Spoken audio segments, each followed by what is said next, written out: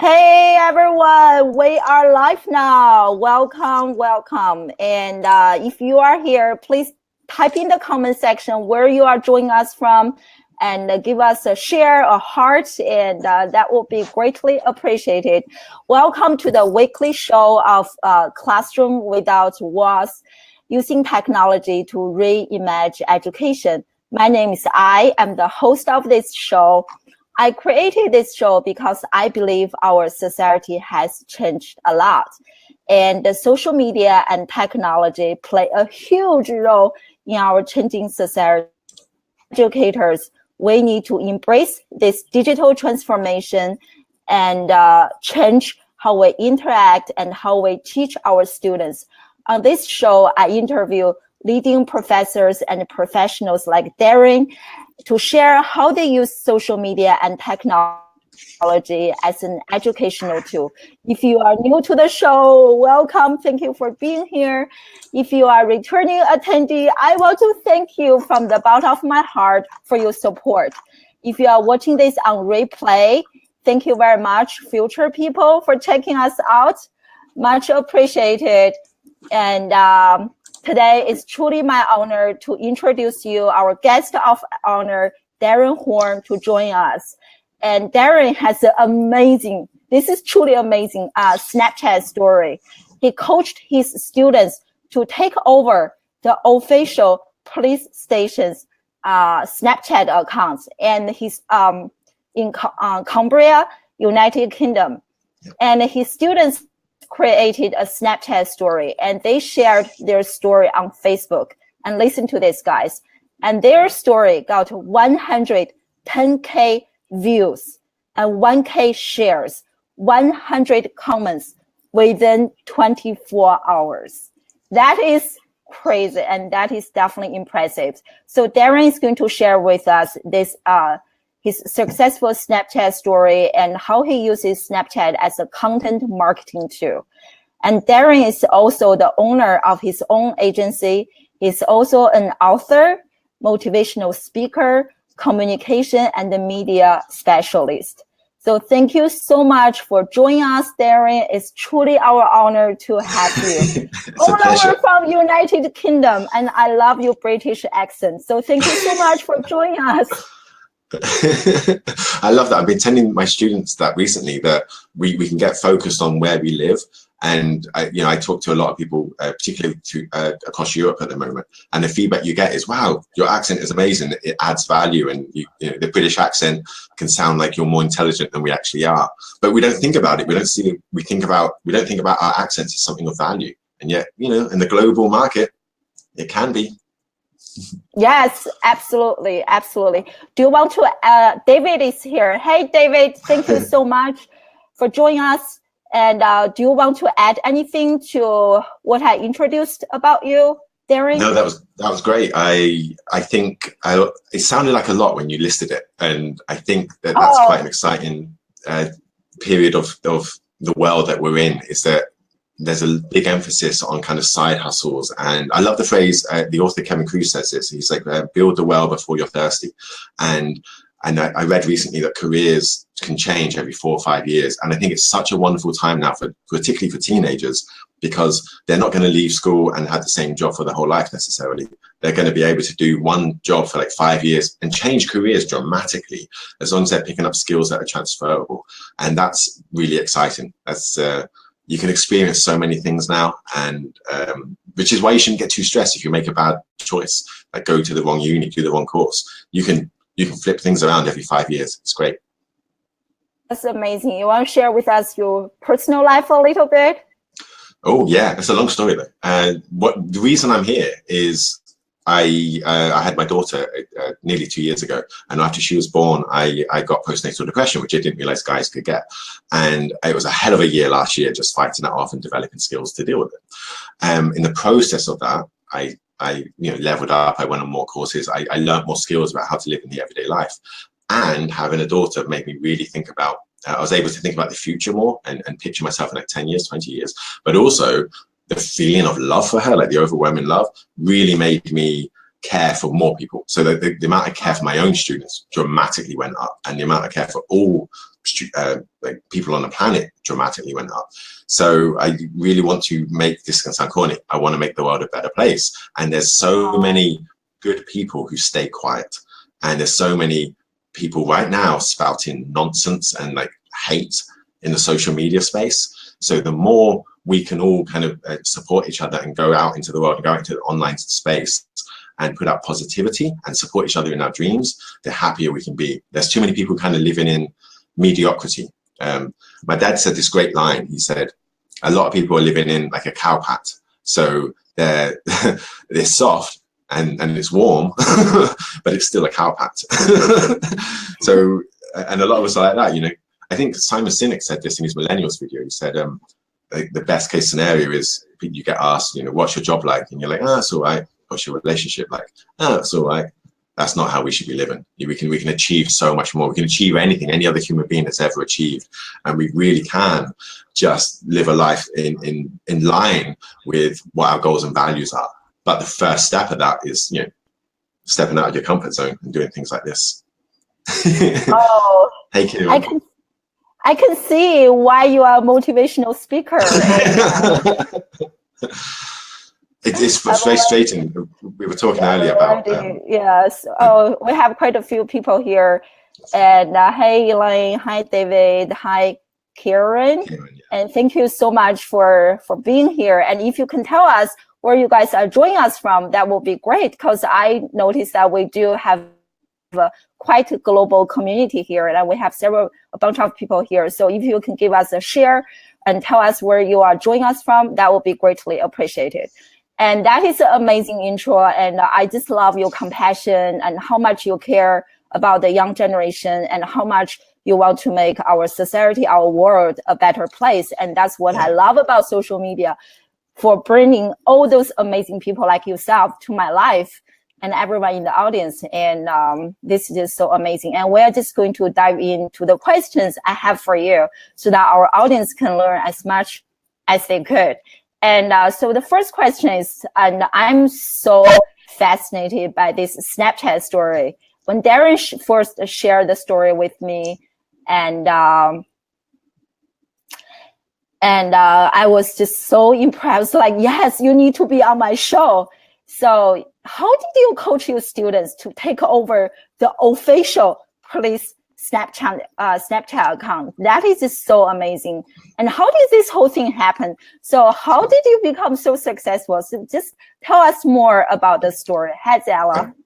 Okay, so Snapchat, I've been following a guy called Gary Vaynerchuk, who's like a big media owner in America, and he was saying for like a year, like, Snapchat's the next big thing. You've got to be on Snapchat. Everyone's on Snapchat, and the demographics going to grow out, but the attention and the engagement is on Snapchat right now.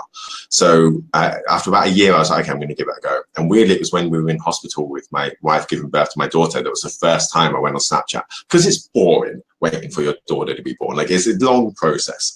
So I started playing with Snapchat for about a year, and just getting the hang of it and getting better at speaking. And because of that, I started to get known. I think because not that many people were really on it who was like an adult, like teenagers were on it, but not really that many other people. So it started to grow. And whenever my wife works in the comms department of Cumbria Police, and she would talk about campaigns they're running, and I would say, your demographic, teenagers, are on Snapchat. Like, you guys should be doing, you know, like sexual awareness or sexting or drug awareness on Snapchat. And they started to, when she was at work, I'd keep getting calls asking me about like Snapchat. You know, do you advertise on Snapchat? How does it work? And how do you get followers? And then eventually they had this campaign, and then they approached me and said, look, can you do it? Still hugely brave of them, because it's the comms department who were then trying to do something that obviously the institution of the police would maybe be more nervous of. And so to be honest, it was scarier for me. Like, my students were like, yeah, we can do that. We'll show them how it's done, because they're very comfortable with new media. And they wanted a story about how to, about the dangers of sexting. So we agreed that we would take over the Snapchat account for a week, and we would be launching it as well. And we'd use their newly launched Instagram account to show like a behind the scenes thing. And it was wonderful. It was scary. It involved students kind of logging in to the account at 10 o'clock at night when they're at home, adding content, and I'd be desperately checking it to make sure that it's okay. And I'm sure the comms team at the police would be quickly checking it, because we had a rough storyboard, but at the same time, the police were amazing in that they understood that it would change as it went on. Because it just works better that way. That way, it's more organic, and they're not professional actors or anything. They're going to do what feels right in the moment, and their lives are chaos. It's not organized. So, and that was really exciting as it went along, because it started to get followers, and you could see people starting to question what was going on, and you see people talking about it, saying you've got to follow this account because this has just happened. It was like a little kind of soap or like little dramatic story unfolding, and we gradually got more and more engagement. At the end of it, we created a short film of it. We saved the story and added a little bit of music and a couple of captions just to make it make sense. And the police released it on their Facebook page, and that's when it just went huge. Like, it got massive engagement. It got massive, loads of people liking and loads of comments. We know it got shown in like primary schools and secondary schools, and there was people. I think churches as well, tons. And so it did so well that the police then started to boost it with some, they kind of boosted the post. But even when you boost the post, it doesn't mean people are going to engage, but people saw it and really engaged with it. I think it works just because it was the students, and you can't fake that voice. Like, they did things really naturally that just was amazing. There's a scene with Bethany, the girl, and after she sent the photo in this storyline where she sends this boy a explicit photo of herself, in the morning, her morning photo had her in kind of pigtails, so it made her look even younger and innocent. And I don't know if that was like accidental, but it really, really worked. And little things like that were working. And teen language, it's we don't always get, like, they talk about BAE before all else and stuff. It's like they're speaking a slightly different language than the rest of us. So it was wonderful for them to take over it. But they were fully confident. They were just like, they'd been on my course for a while, but they were very confident that they knew this and they could do a good job. Because I'm sure you've seen this before. Young people right now have so much value because they're digital natives. So I was listening to a podcast recently, and they said that if you called like 100 CEOs of like big companies and said, "Hey, I'm a young person. I see you're not using Snapchat. If you can give me 15 minutes of your time, I'd love to come in and show you how to use it and how it can help your business."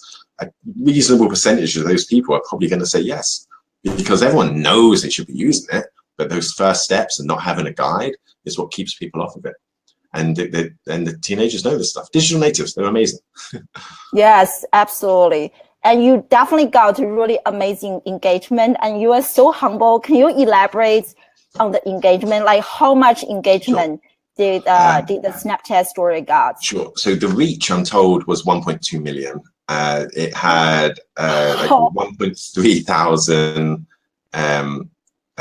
reach. No, sorry, 1.3 thousand reactions, 1.6 thousand shares, and just I think it's like 1,000 or so comments, and it just kept growing. I don't think it made it out of the country, interestingly, but it did really well. And it's not, you can watch the video, it's interesting, certainly, but it's not particularly something that you would think would go that wide. It wasn't particularly controversial or anything, and it's about 5 minutes. It worked better as the Snapchat story because it's kind of unfolding, and you got to check, so you get excited for the next post. It's like a weekly serial. Awesome. Kieran, have you shared it? I can see you might have. That's amazing. Yeah, can you please, because I think I saw I watched the video. I really love it, and you can see it's like students' authentic work. And can you please share the link to the video? Absolutely. I think I saw it in your LinkedIn post. I don't know if you have a separate link, but that engagement is crazy. I'm just seeing if it's on your, Kieran's dropped it in. When did this happen? When did this happen? Like, last year? This would be March last year, I think. Yeah, much last year. Yeah, is the video still getting traction to this day? Like people still like sharing or view? I don't think so now. I know for like a month after, my wife said that it was still getting comments and still getting likes, but I don't think it is anymore. Wow, but that's like amazing. Yeah. So this is such, guys, right? I told you Darren has an amazing Snapchat story with you. And so can you please share with us some key takeaways from this amazing successful story? I bet everyone in the audience is like, I want that to happen to me. So what can we learn from this experience? And what are some of your major takeaways that we can learn and apply to our own, like maybe digital storytelling or Snapchat usage, so that we can be nearly as successful to this scale, which is almost impossible. The success is nice. It's nice to have that reach, but even if we'd only, stopped one person kind of getting into trouble through sexting, it still would have been worth it. The big takeaways, I guess, there's two main ones. One is to treat our teenagers and our young people with respect, value what they value their skills. They've grown up with this stuff. They know it better. They know how to talk to their demographic better. If you give them the room to shine, they will rise to the challenge. And they have that, they do have that confidence when you flame it. I think the other thing is to lead, be a good leader. So I wasn't asking them to do anything I wouldn't do. I've been on Snapchat. I do these Facebook lives. I'm always pushing myself out of my comfort zone, and I'm always showing them people who are doing it. Like if they want to win, they've got to get over those fears. And I think you're then also authentic. So they know. It's interesting you said storytelling. Like they know my story. I don't really have any secrets. I think most of the pain in life is caused by people not talking about things. And I think the biggest pain in my life, certainly, like I didn't know men could get postnatal depression, for example. So that caught me by surprise. And I think if people shared more about what they're up to, even down to think about the things our students aren't taught. So in terms of, they don't know the value of money. Like if you ask your students how much they think you're on, it might be wildly, like they thought I was on like £8 or £9 an hour. And I was like, okay, let me school you right now. But if you think you can go to uni and then do a master's and a teacher's qualification and end up at £9 an hour, we need to fix this. But I'll also say, how much are your parents on, and what is a good, how much is rent? But they don't know any of this stuff. And so I'm just an open book. Like my students can ask me anything. They can say, and I'll just answer. So yeah, they're the biggest takeaways. Trust your students. They know this world better. And you cannot be arrogant because of your age. You just can't. Like, I'm 40 years old. The first 30 years of my life have no value in 2017. The stuff I learned in 1999 doesn't matter anymore. Like, it's almost like we start the race over, like, on the 1st of January every single year. It's just like, okay, like in a few months, we're all going into 2018. No one knows what that's like. It's like there's going to be AR and VR and more video. I think in like the next few years, 80% of all internet or social media is going to be video. It's like it's insane. So you can't tell your students that you know better. And we have parents doing that. Parents who have grown up in an entirely different period, telling their kids how to live in a certain way, and it has nothing to do with life right now. It's interesting to me because so many jobs are about to disappear. And so many jobs are about to appear that have never existed before. From, people, even just booking people for podcasts, to one of my friends is a live streaming confidence coach. That has never existed before.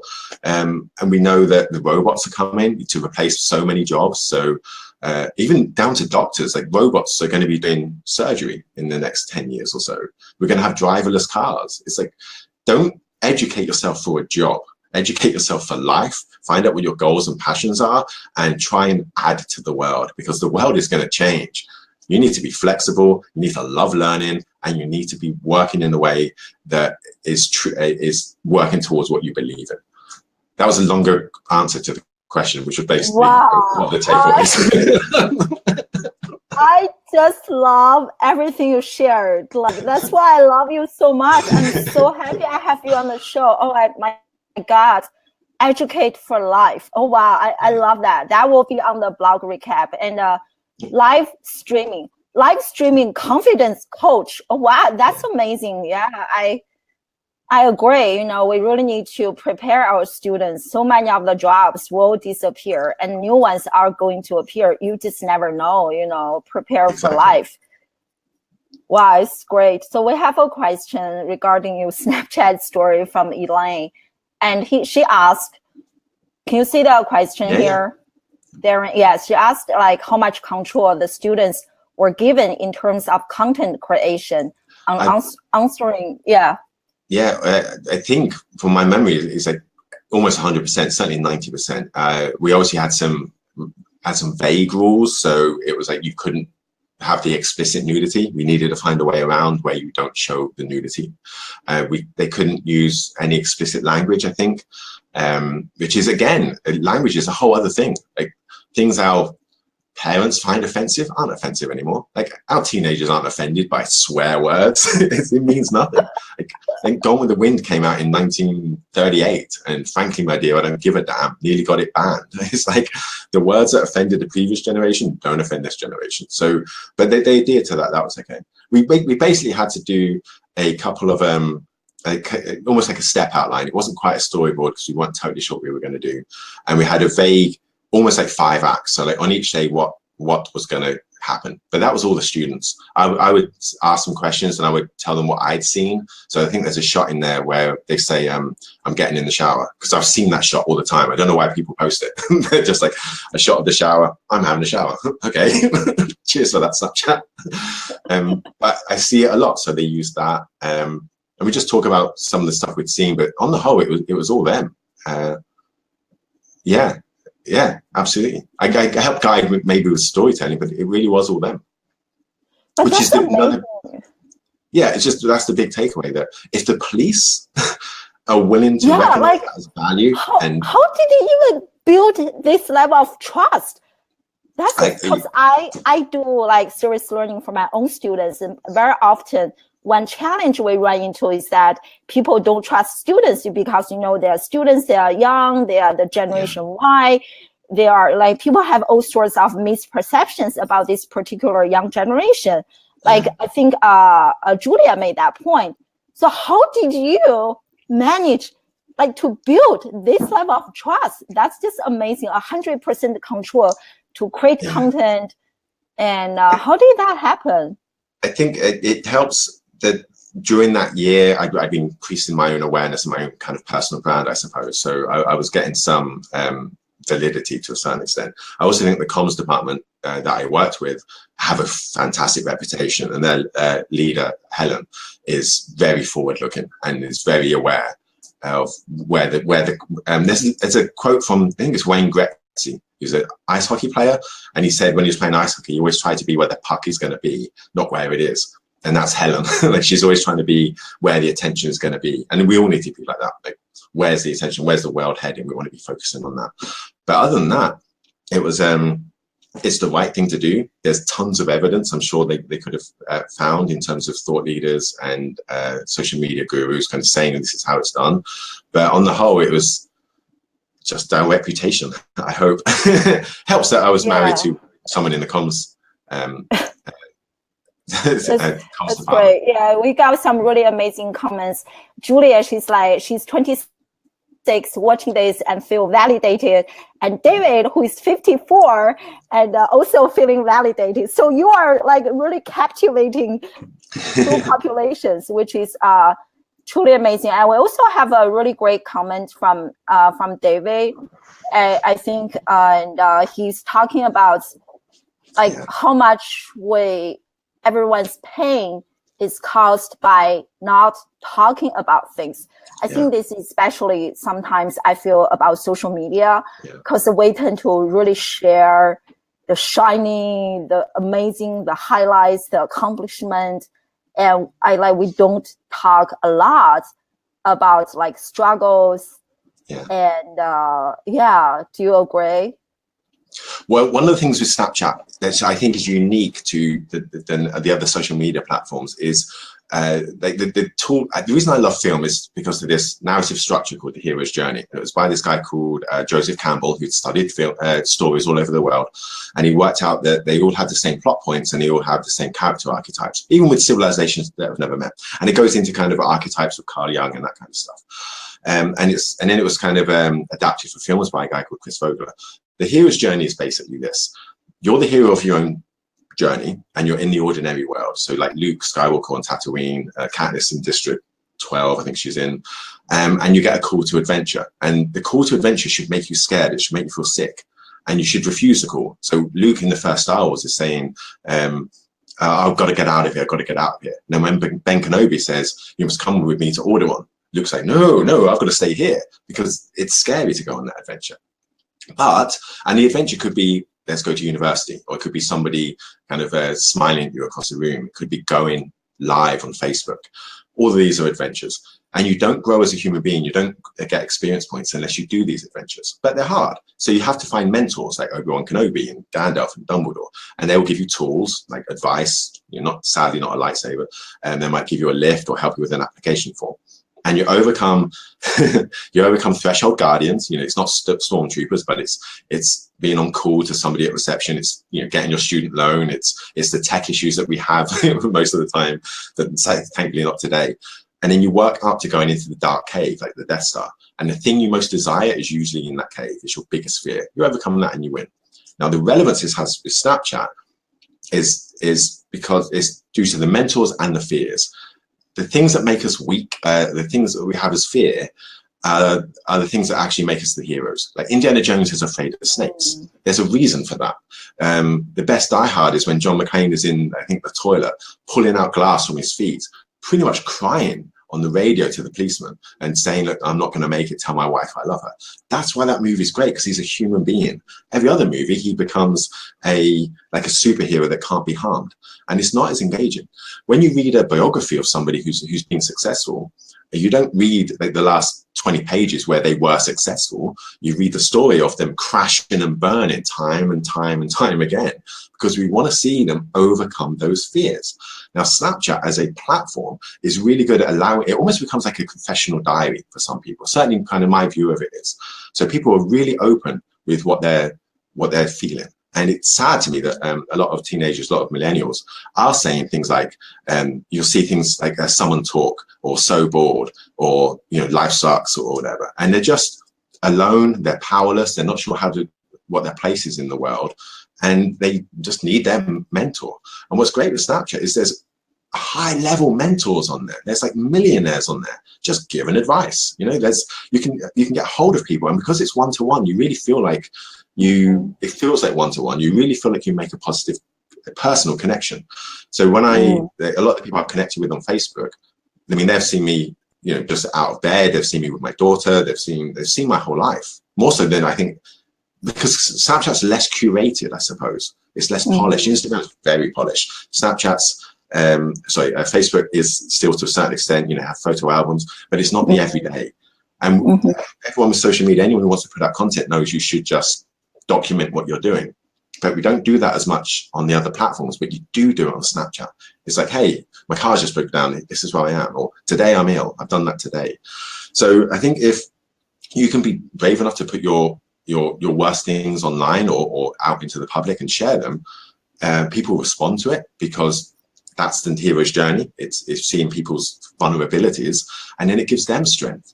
And we have a crisis with young people right now in terms of self-esteem issues, with anxiety, with depression, with suicide attempts. Like it's a major thing. They've never been in a world like we see this a lot, that people say, oh, well, when I grew up, teenagers weren't like this, and millennials have never had it so easy, or teenagers have never had it so easy.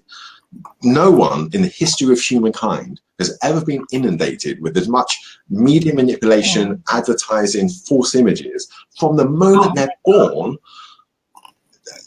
That's going to massively impact their brain. No one's experienced that before.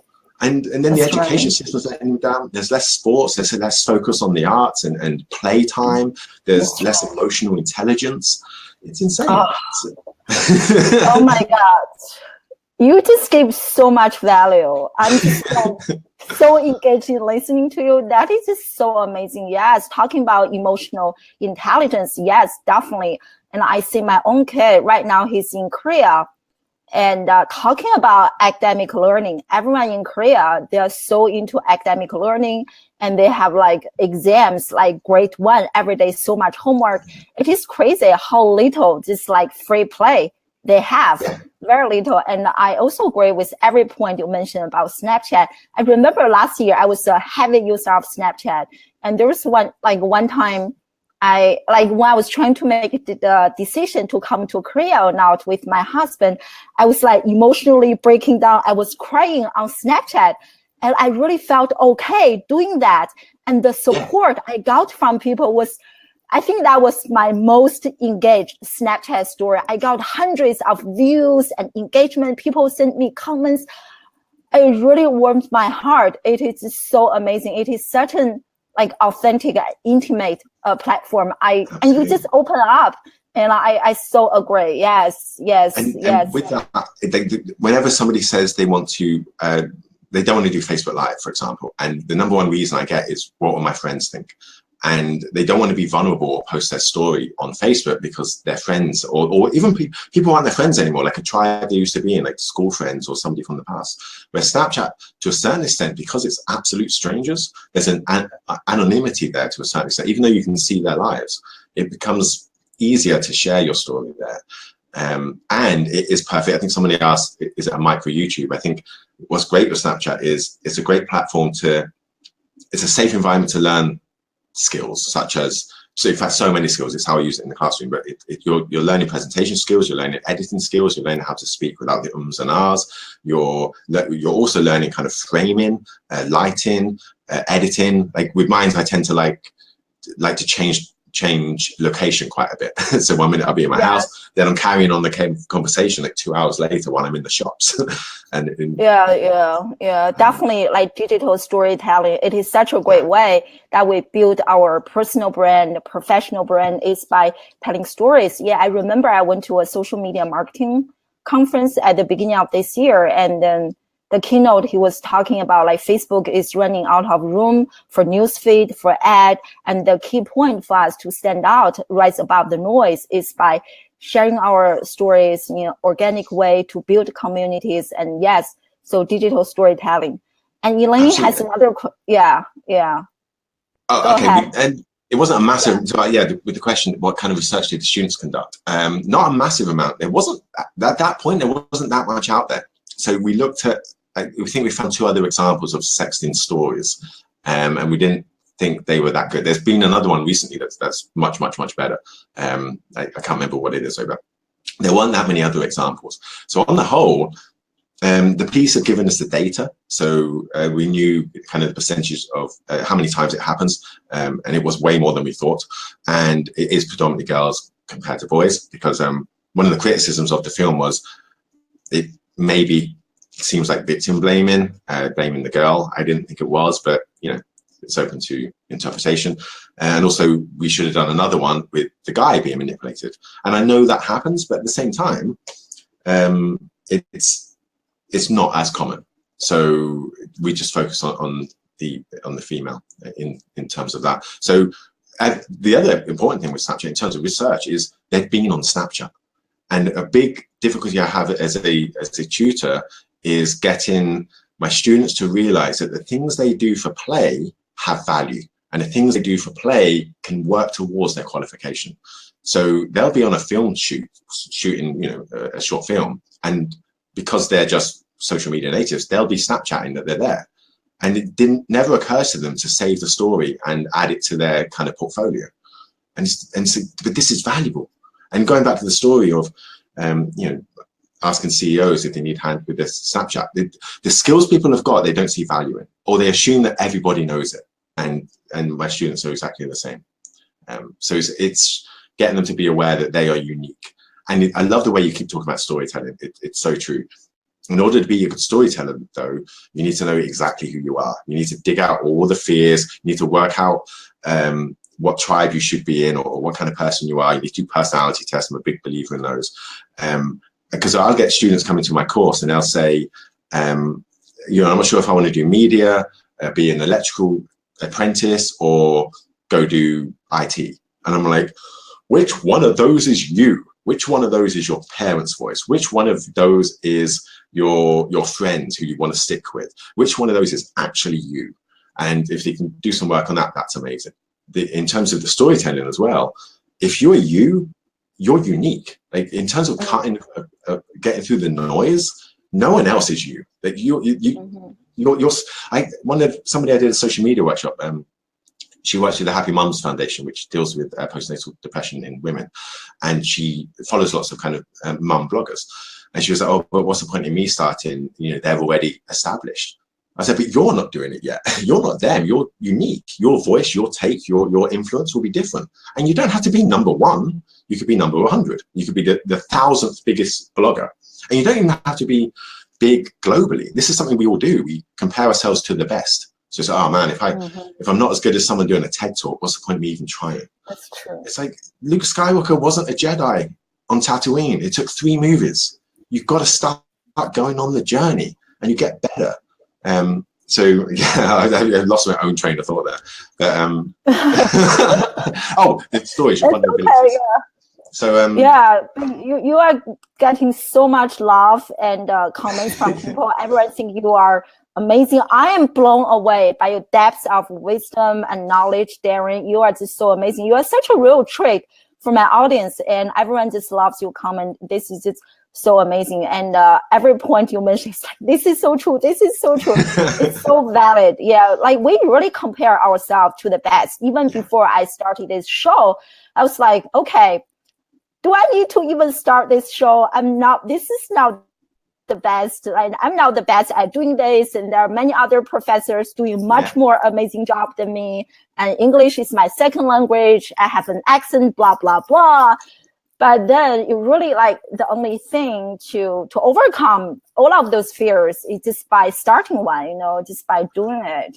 I think being you, nobody can replace you. Yes. Exactly right. And at the moment, I'm getting over flu, and I really wasn't in the mood for this. And I suffer from being a perfectionist, and one of the ways you get through that is I'm unique. So me at 70% is still amazing. And you can kind of live your life like that. Somebody just asked a Bilbo Baggins analogy. I can totally give you one of those. Actually, it's more Frodo, I think. There's a scene in The Hobbit where I think Samwise Gamgee, I'm not sure who it is. Or maybe it's in Lord of the Rings. You guys can correct me. And I think it's Samwise Gamgee, and he gets to a point walking out the Shire, and he pauses and he says, "When I take one more step, I'm further away from home than I've ever been." And there's a point of like fear. And I just think that's exhilarating. Like when you're aware that you're about to step over a threshold and go somewhere that you've never been before, you're living life, right? That's it. That's what it's made of. That's where right. Excitement happens. It's kind of my life right now. Yes. And we also have another amazing question from Elaine. So she asked if you use, I think this comment also, a similar comment like this also came up last week when I was interviewing Julia, right?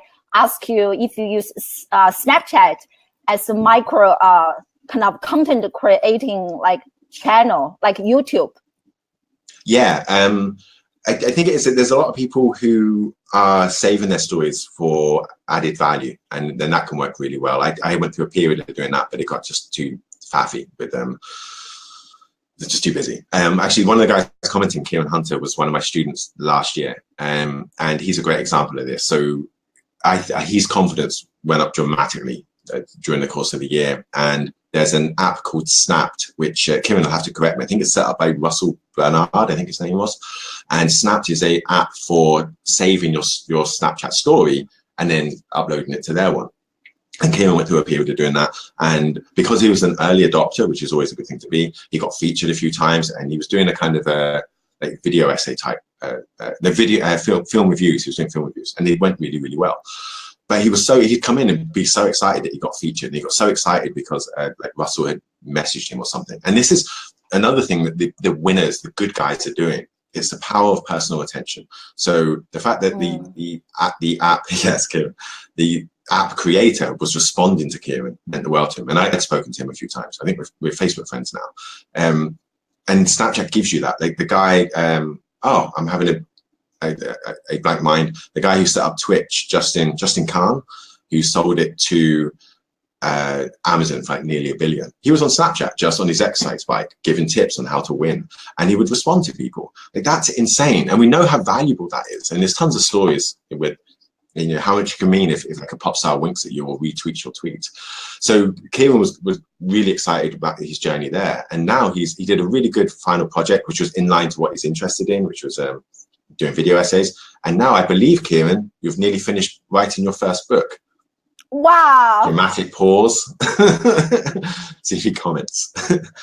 Congratulations, Kieran. I bumped into him like a month ago and I said, how's it going? He's like, I've nearly finished my book. I was like, you're keeping that quiet. And because like me, I've written a book, but you know, I'm 40, no one's impressed. But if a teenager can write a book, you know, that's just, it's press worthy. And it's going to open a lot of doors for him. Yes, I just ask Kieran to share his book with us. Yeah, don't keep that as a secret. Tomorrow. We have another amazing question from Alberto, which is also kind of one of my questions. I guess he's asking, like, what is your top like strategies or tactics to create content that can help us rise above the noise in today's like digital noise? We have just so much digital noises today. What's your I'm just going to quote Star Wars again, just for fun. And there's a quote in the end of Star Wars where they're attacking the Death Star, and one of the leaders, like Gold Leader, says, "Stay on target." And best advice you can have: stay on target. It's too many people, if they're trying to change their life, bounce around different groups. So there's a tendency for people to go to different kind of thought leaders and collect freebies. So they're like, oh, here's my freebie on how to win at life. Here's my freebie on how to make $1,000 in a month. Here's my freebie on how to boost your Instagram engagement. And they sign up to so many things that it is crazy. And time is so precious right now. Like we get 1,440 minutes a day. Anyone who's succeeded has had the same amount of minutes as you, and sometimes less of a privileged background, and they still manage to make it and win. So you've got 1,440 minutes a day. If Netflix buffers for 5 seconds, we get angry. And what we'll do is we'll delete a email, like a newsletter, because unsubscribing takes 4 more seconds. That's insane. If you're being inundated with newsletters, spend some time to go through and unsubscribe for the ones that aren't relevant to you or aren't adding value to your life. Same thing with Facebook groups, same things with for people on Facebook. Unfollow the ones who aren't valuable to you. Like staying on target is who are you? Where are you going? Is think of like social media noise as wind, and you're like a ship with sails. Is this social media wind pushing you in the right direction? Otherwise, you're going to be buffeted all over the place and eventually drown in it. You've got to stay on focus, and you can't have too many people as mentors even. Like you've just got to stick with the ones that you've got, and as long as they're the right, you can change them, but you can't have too many, and just keep moving in a direction that you want to go. Do you teach a class on this? I want to take that class. I shouldn't be. What I should be teaching is film theory and film making, like a film production. Just so amazing. I just love everything you mentioned. Yes, this is so true. When I just starting my social media journey, I was definitely chasing after shiny object. I was all over the place. This, that, trying this out, that out. I had no understanding of why. I had no understanding of my goal. I was just like really all over the place, so scattered, and my personal brand suffers. I don't even know who I am. I don't know. Yes. It's such a valid, compelling point. Yeah. And then if you overdose on somebody's content, like I really liked Gary Vaynerchuk, but there's other ways of doing it. You don't have to be kind of full on, kind of sweary. I mean, I love your style, but I'm not that guy. I'm Darren. Like if you try and be someone else, you're always going to come across as fake. Same thing with YouTubers. I think now the algorithms have changed, and there's like a panic as to how to get money. There's too many people on YouTube who are about the money. It's like what value are you adding to the world? And I made films in my early career. I did like award-winning short films, did like a concert DVD. I did there's a feature film called The Maniac Project, it was a lot of fun, but it's absolute trash. It adds no value to the world whatsoever. And because of that, I was unhappy. You know, it's fun making movies with my friends, but I was unhappy. I'm always surprised at how many YouTubers aren't adding value to the world. And I think that a quick way to get followers is to kind of do like a react video and show someone else's video and then mock it. I'm like, well, that kind of doesn't make you a very nice person. It's like you'd be better off having a smaller following, but connecting and making somebody's life a little easier. And I genuinely think that whatever pain point or whatever thing you struggle with is the thing you should go all in on. I think with I've heard with Alcoholics Anonymous, the 12th step is you have to sponsor somebody else. You have to help somebody else. And there's a big like if you don't hit point 12, step 12, the likelihood of being drinking again is quite high. But if you hit point 12, when you start to help someone else, your chances of drinking again are much, much lower. So whatever you struggle with, help people. Like if you want to be more confident, help other people be confident. Want to deal with depression, help other people deal with depression. Want to stop drinking, help other people stop drinking. That's such a great point. I remember Erica Blair once shared with me, your mess is your message. Yeah, whatever is your mess, it is your message. Share it with the outside. It is just so true. Yeah. And we have another. Yeah, she said. Yeah, she told me that. I don't know if it's from her or from someone else, but I heard that from her. Yeah. Erica said something to me. She said, done is better than perfect. Because I was on like a coaching call with her and she was saying, and I was like, I haven't done this, haven't done this. My website's not going to be perfect. And she was like, what's going to get you more clients, Darren? No website or a bad website? Well, I guess a bad website. She's like, done is better than perfect. Just go and do it. Exactly. I used that to finish my dissertation, literally. Yeah.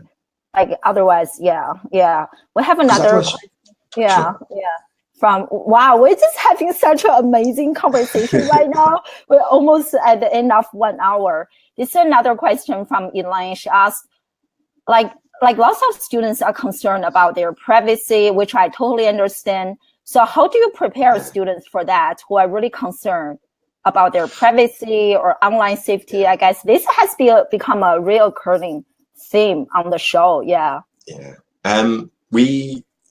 Because it involved, I guess because it was a pressure project, meaning that there was a tight deadline, I basically asked the volunteers because it was like in addition to their curriculum, it wasn't their core work, I suppose. So I got 9 people to volunteer, and then they decided themselves. So the guy Brad is actually a YouTuber. He's called Brad Boy, and so he's quite used to it, and he's got a pretty reasonable following. And whereas and Beth was happy to go live, whereas everyone else was a bit more behind the scenes. So they got to decide on their roles, and I wouldn't have forced anyone to do it. I always encourage people to step out of their comfort zone, and I can see a lot of my students who use Snapchat but just use it as photographs, and they'll put a filter on it, and it's like you're filtering your life. Like I'll use filters for fun, but not every image. And if you can build up to not using filters and go and using video, I think that's a big step forward.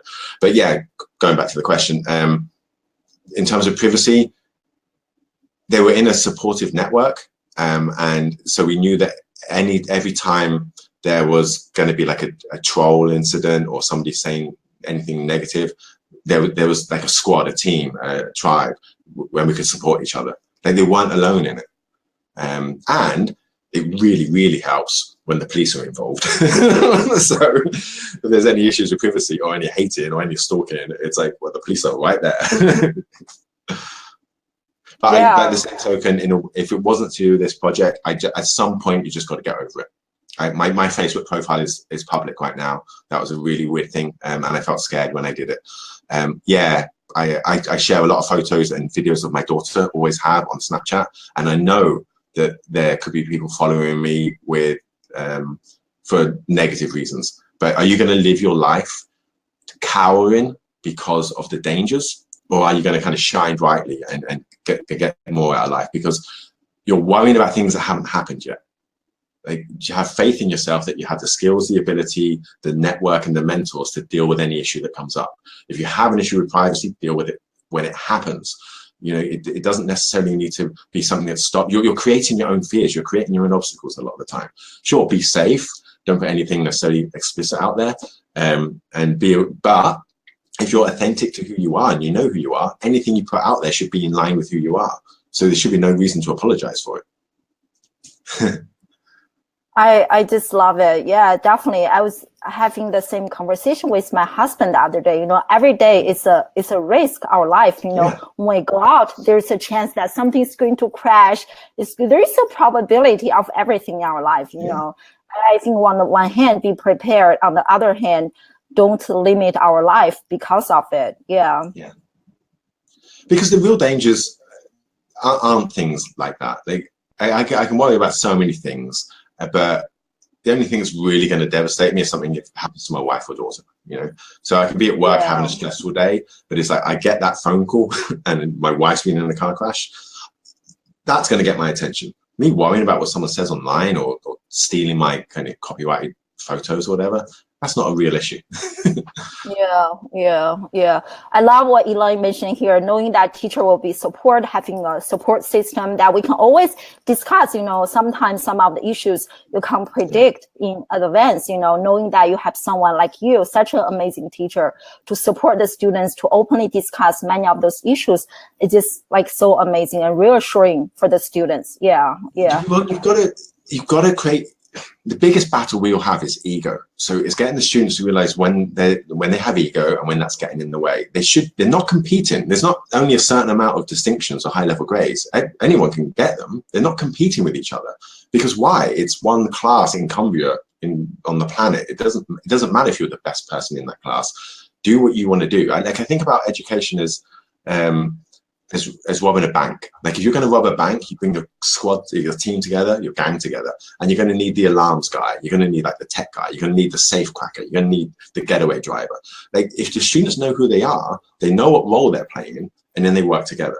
It's when people have maybe delusions of grandeur. Like in terms of films, you get a lot of people who want to be the director because that's like the sexy kind of role. But some people are just not directors. And there's a great personality test called Myers-Briggs, I think. And some personality types comes back that they're really, really good at administration. They love kind of highlighting and doing Excel sheets. And they genuinely do. But they've never really valued it. And I'm like, you're going to be an amazing producer. You're such a vital person in any team. So you start to value their skills. It's true differentiation. It's true every learner matters. It's whatever they're good at, they go all in on. So then there's no competition. Yeah, that's just amazing. Yeah. We're fastly approaching to the end of the hour. I didn't even ask many of my questions, but this is such a good flow of conversation. I really enjoyed it. Everyone in the audience loved you, and you are just so amazing, Darren. So much wisdom and so much knowledge and expertise. We really appreciate that. So tell us one project you are super fired up about right now and how we can help you. Well, I guess going back to that phrase, build a well before you're thirsty. I am setting up this consultancy firm. I'm excited about that, but it's not quite set up yet. It's going to kick in a little bit more in the future. But I would really appreciate if anyone wants to share my book with their teens or whatever. I have written a book called congratulations. Level Up Your Teens, which is available on Amazon. This is everything I just spoke about is in here, basically. It's hero's journey stuff. It's a guide for teenagers to deal with life. It's basically what I use to deal with postnatal depression. But because I taught teenagers for like 10 years, they're the demographic that I really wanted to help. So it's well reviewed by many of my students. And it's a short read because this is an interesting thing. There's a belief that teenagers don't read. I'm not sure where that comes from, but they do. You just need to target that at them. And if you're ever going to write a book, because this is the first book I wrote, don't overcomplicate it. Like nonfiction is pretty easy. If you're a teacher, you can absolutely write a book. Like I dread to think how many kind of dissertations you've written and how many essays, and like we've written so much stuff. You just need to put it into book form. And we tend to think that books have to be these really thick tomes and it's going to take years. Like this is just the stuff in my head put on paper over 2 weeks, and then you just release it. But yeah, if you like all the stuff I've been saying, it's in there. And I genuinely think I wouldn't be saying it otherwise. I genuinely think it can help teenagers do life. It can help anyone. it's just got mindfulness and anchoring techniques and confidence boosting things. But that's the thing I'm most fired up about, because that was the turning point for me of, I'm going to put my voice out there and I'm going to be vulnerable. So the first kind of introduction is, Evelyn was born, and it's I was diagnosed with postnatal depression. That's as public as I can be. So that was the turning point for me becoming more of a thought leader and a social media presence. So thank you for asking. Yeah, I love it. I'm going to put myself out there and vulnerable. Wow, that is brave.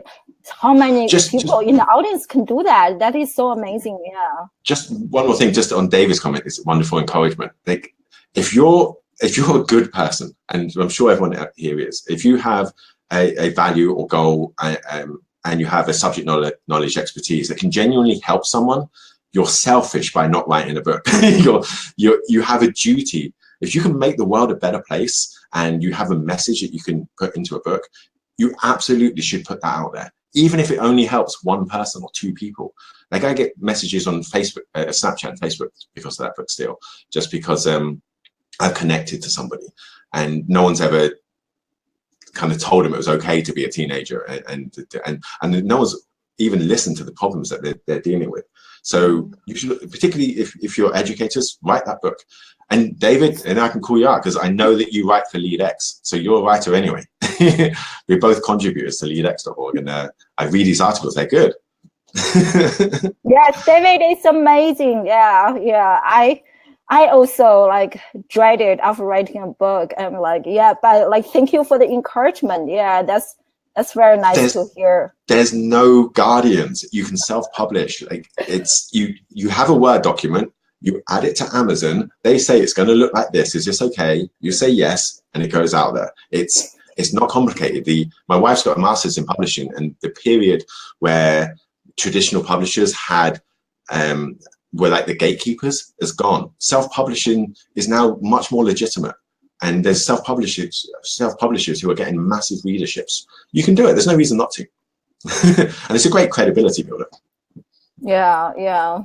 That's amazing. I know we can just talk about this forever, right, Darren? It's so amazing.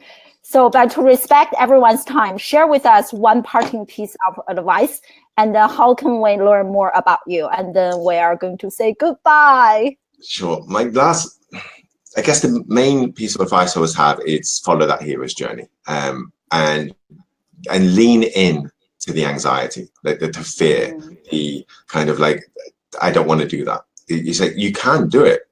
It's fantastic, and wonderful things will happen. You're going to have to engage with video. You're going to have to engage with live at the moment. A great example for teenagers is this. There used to be I'm kind of a geek, but there used to be kind of geeky, awkward, shy young people in their bedrooms coding computer games, and they would have no relation with the outside world. Those guys now have to go on stage at big computer game kind of exhibitions and present their game, because the audience want to know them. They don't want the salesperson. They want the authenticity. They want the person. So I think Steve Jobs used to throw up before he went on stage because he was so nervous, but he knew he had to get over it. So that's true of all of us. So you're going to have to get on live video is my advice. If you want to connect to me, Snapchat's the best way. I think it's just Darren Horne, but I'm Darren Horne or Darren Horne 77 on pretty much every social media platform, and I'll add myself to any new one that appears. I'm on a new one called BB as well. I'm not massive there yet. I don't use it that much, but any new social media platform that comes out is going to evolve over the next few years. So you never know which one's going to make it. I've added myself to WeChat as well after reading your article, because that seems huge. If that comes over to the UK, I want my username. Yeah, WeChat is pretty popular. It's the only social media app in China that's people's credit card is WeChat. Yeah, that's how they use it. Yes. It's pretty impressive. Yeah. And speaking of China, and everyone in the audience right now, next week I will be in China, so we don't have this weekly show. I will send out reminders. But on October 11th, I have another amazing guest for you, Deirdre Breckenridge. She's going to share her new book and talking about the future of communication and how we can prepare as modern communicators. So definitely, and sorry about that, because in China, the government censors everything, I will never ever get to live streaming in China through Be Live. But anyway, thank you so much for being here, Darren. You are just amazing, amazing. And I love everything you share. It is so encouraging. And thank you so much. And everyone, thank you so much for being here. And without you guys, we are now going to be here to have this conversation. So everyone, I want to thank you from the bottom of my heart for your support and for your time and for your knowledge. Thank you so much. I will see you guys in 2 weeks. Bye. Thanks, guys. Bye.